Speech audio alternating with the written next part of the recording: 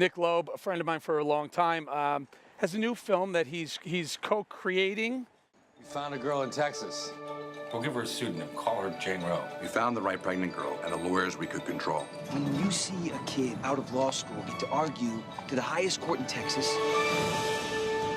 we want to rally behind the women's movement to get the TV media on board. What he's trying to say is, I am the first Negro woman to graduate Harvard Medical. faith in God, respect for his law. You should join us. I promise you'd have more freedom. But we weren't Jewish, so we didn't say anything. And then they came after the mentally deficient. But we weren't deficient, so we did nothing. And now they're coming after the unborn. And so you're gonna do nothing? It's God's duty to forgive. It's ours to rule the law. You're changing your vote because your family found out. Or was it the media? If we don't sort this out, fur will fly today. You were trying to control this war, nobody. That is completely unethical. In the matter of Roe v. Wade, I want the case re-argued. So you want to enslave women? I gotta go before I blow a gasket.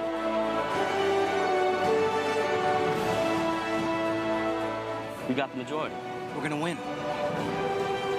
This is beyond the authority of the Supreme Court. We are the law of the land.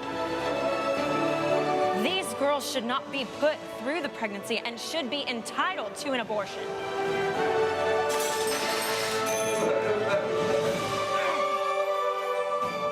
The true silent minority. Who is speaking for these children? Congratulations. You know, while we're playing that clip, Nick and I are just looking at, Nick, you got some major actors in this film. John Voight, saw, what did you say? I saw Stacey Dash, a friend of ours. Corbin Bernsen, Robert Davi, Steve Gutenberg, John Schneider, Joey Lawrence, Jamie Kennedy. We got an incredible cast. So Very how lucky did, to you have. how did you get a cast? Who casted that and how did you do it?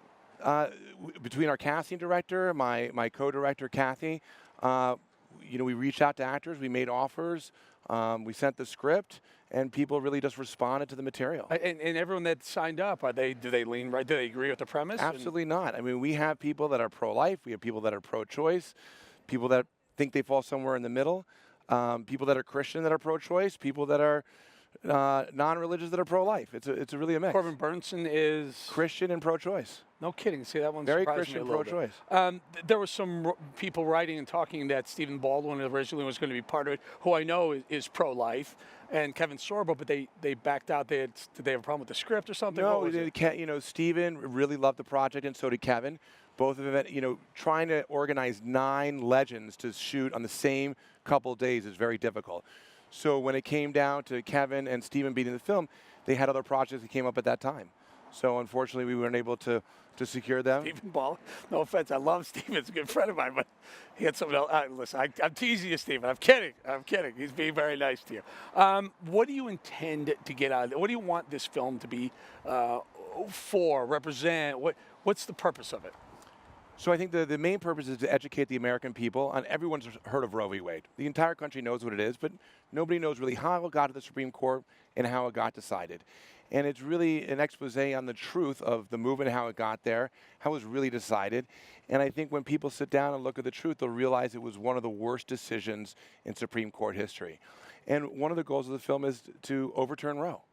Change minds, overturn Roe? Yes, change minds. So a lot of the pushback against Brett Kavanaugh, the most recent Supreme Court nominee, and then the process, and then the seated justice, was that he may be the integral part of overturning Roe v. Wade. Do you think that's part of the plan? Do you think that's in the cards? I do. I think there are already cases that may come before the Supreme Court now where they take a relook at Roe and see how it was decided and make new law. I mean, at the end of the day, it shouldn't have been a judicial decision. It should have been a legislative decision.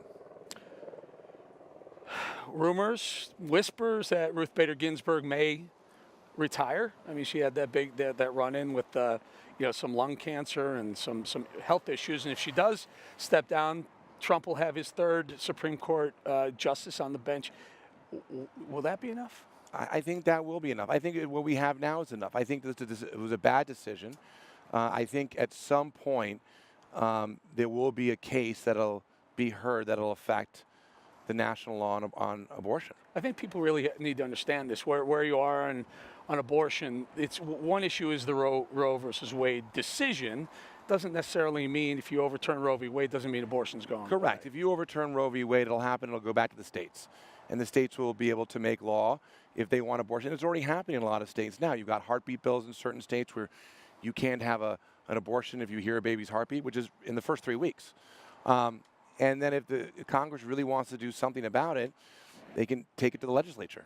So put this in context for me. Again, I'm not making a judgment on pro-life, pro-choice, but there is, and I can't remember who it was, a good friend of mine, a conservative, I think it was, maybe it was Allie Beth Stuck. It was a conservative female who said, let me get this straight.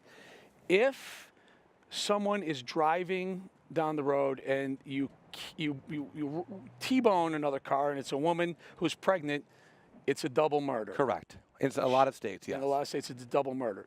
Even if she's driving to the abortion clinic to have an abortion, to abort the child. Correct. You're 100% right, Eric. And so it really conflicts with the law. So how in some states is that unborn seen to have rights, but in other aspects it's not seen to have rights? The law is not consistent here. And this is the big problem with the law today. And especially with new technology, this has also been challenging as well. Facebook has said they can't, you're not allowed to advertise on Facebook now, is that right? So, you know, Facebook has always has been giving us pushback. When we started to promote this a year ago to raise money, they shut us down. On what cause? What grounds? They did content. That was offensive? Offensive content that we were to, but for Roe v. Wade or the pro-life point of view, they didn't get into specifics. One of our executive producers is Dr. Alveda King. Mm-hmm. She got and started promoting it on her Facebook on Martin Luther King Day weekend, and they shut her down. I don't understand what the problem. It's a Supreme Court decision that you're talking about in the process of the decision and whether it was right or wrong. How is it's almost I would think you have a free speech argument here. Correct. It's the censorship of conservative speech that's been happening on Facebook. You you want to get the film up and big and sold? Sue Facebook. I kid you not. Well, yeah. Well, you know, maybe if a lawyer wants to call me and help me out, that'd be great. Hey, lawyers out there, are you crazy? You have an opportunity for a legitimate lawsuit against Facebook, discrimination against, you know, a point of view. This is a First Amendment lawsuit. I would think. You should be allowed to. I literally cannot figure out why you wouldn't be able to talk about a Supreme Court decision that you document. Well, I think they're afraid that this movie will have a shot or an opportunity to influence people to overturn Roe. That's fine. They should have fear for that if it's a good movie. That may be the case. But what gives them the right to say this is offensive material? Huh. You're right, Eric. All right. We're going to leave right there. Mr. Nick Loeb, good friend of mine. Eric, He's out thank you promoting so much. the movie. Check it out. Follow Nick. Also follow us here. We'll keep you up to date on the film Roe v. Wade.